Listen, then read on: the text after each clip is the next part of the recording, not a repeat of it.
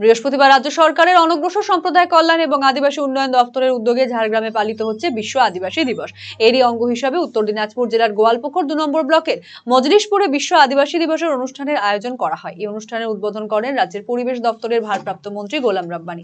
বীর সিধু কানুর মূর্তিতে ফুল দিয়ে শ্রদ্ধা জ্ঞাপন করা হয়। মন্ত্রী ছাড়াও উপস্থিত ছিলেন জেলা শাসক সুরেন্দ্র কুমার মিনা, বিধায়ক মিনহাজুল আরফিন আজাদ সহ অন্যান্যরা। এদিনের অনুষ্ঠানে আদিবাসী সম্প্রদায়ের কৃতি মানুষদের সংবর্ধনা প্রদান করা হয়। পাশাপাশি আদিবাসী সমাজের উন্নয়নে রাজ্য সরকারের গৃহীত বিভিন্ন সুযোগ সুবিধা নিয়ে আলোচনা করেন উপস্থিত বিশিষ্ট জনেরা। পরিবেশিত হয় আদিবাসী নৃত্য গীত।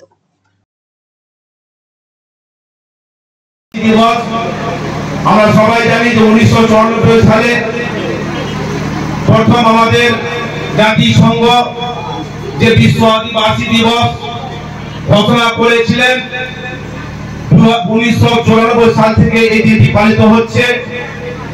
সেই রূপ ক্যাম্পক ফুটবল মাঠে উপস্থিত হয়ে এই বিশ্ব আদিবাসী দিবস উদযাপন করছে। আদিবাসী সম্প্রদায়ের যে সাংস্কৃতিক পশ্চিমবঙ্গ সরকারের উদ্যোগে বৃহস্পতিবার পালিত হলো বিশ্ব আদিবাসী দিবস। এদিন দক্ষিণ দিনাজপুরের বালুরঘাটে রবীন্দ্র ভবন মঞ্চে বিশ্ব আদিবাসী দিবস পালিত হয়।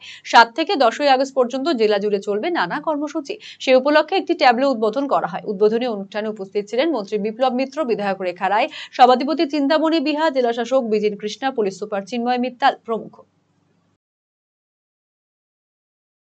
সেই আদিবাসী মানুষদের জন্য সারা পৃথিবী জুড়ে সমস্ত দেশে যে মানুষগুলো চিহ্নিত হয়ে আছে আদিবাসী মানুষ হিসাবে, সেই মানুষগুলোর জন্য আমাদের ইউনাইটেড নেশনস থেকে একটা দিন 9 আগস্ট এটাকে নির্ধারিত করা হয়েছিল, খুব সম্ভবত 1993, এবং সেখান থেকেই হচ্ছে যে এই মানুষগুলোকে যারা আদিবাসী বলে চিহ্নিত, এই মানুষগুলোকে একটা বিশেষ নজর দিয়ে দেখা দরকার, বিশেষ সম্মান এদের দেওয়া উচিত। কারণ এগুলো আমাদের প্রকৃতির যে জিনিসগুলো, সেই প্রকৃতির যে দান যেগুলোকে আমরা বলি, সেগুলোকে সুরক্ষা করার ব্যবস্থাটা করেছিলেন কিন্তু এই প্রাচীন আদিবাসী মানুষ, এবং সেই জন্যই এরাই হচ্ছে অরিজিনালি আমাদের এই সভ্যতার ধারক বাহক প্রাথমিক, এবং সেই কারণেই এই মানুষগুলো একটা সময় অবহেলিত ছিলেন বিভিন্ন কারণে।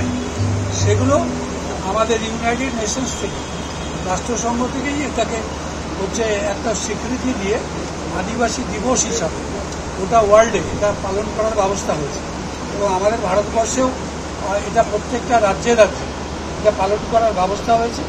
আমাদের মুখ্যমন্ত্রী শ্রীমতী মমতা ব্যানার্জি এবছর এই দিনটাকে 9 আগস্ট দিনটাকে পালন করছে। বৃহস্পতিবার রাজ্য জুড়ে পালিত হলো বিশ্ব আদিবাসী দিবস। এদিন ঝাড়গ্রাম থেকে এই অনুষ্ঠানের সূচনা করেন রাজ্যের মুখ্যমন্ত্রী মমতা বন্দ্যোপাধ্যায়। সেখান থেকে ভার্চুয়াল মাধ্যমে জেলায় জেলায় সেই অনুষ্ঠান সরাসরি সম্প্রচার করা হয় প্রশাসনের উদ্যোগে। এদিন মালদা জেলা প্রশাসনের উদ্যোগে এবং ব্লক প্রশাসনের ব্যবস্থাপনায় অন্নদাশঙ্কর সদনে বিশ্ব আদিবাসী দিবস উদযাপিত হলো গাজলেও। অনুষ্ঠানে উপস্থিত ছিলেন মালদা জেলা শাসক নিতিন সিংহানিয়া, পুলিশ সুপার, জেলা সভাধিপতি লিপিকা বর্মন, বিধায়ক সাবিত্রী মিত্র, কৃষ্ণেন্দু নারায়ণ চৌধুরী সহ অন্যান্যরা। এদিন গাছে জল ঢেলে এই অনুষ্ঠানের সূচনা করা হয়। আগামী 10ই আগস্ট পর্যন্ত চলবে এই অনুষ্ঠান।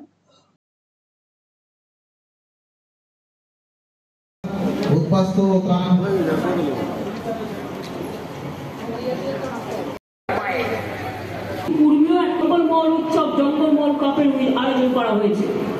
এই এজেন্সি খেলছে যতদূর আমি জানি।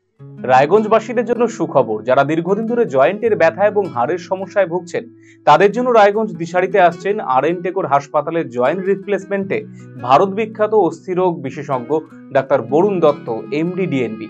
এখন থেকে প্রতি মাসের নির্দিষ্ট দিনে ডাক্তারবাবুকে দেখাতে আজই যোগাযোগ করুন দিশারি হেলথ কেয়ার, উকিলপাড়া, রায়গঞ্জ শাখায়। যোগাযোগ করুন 7477785509, 7477785512 এই নম্বরে।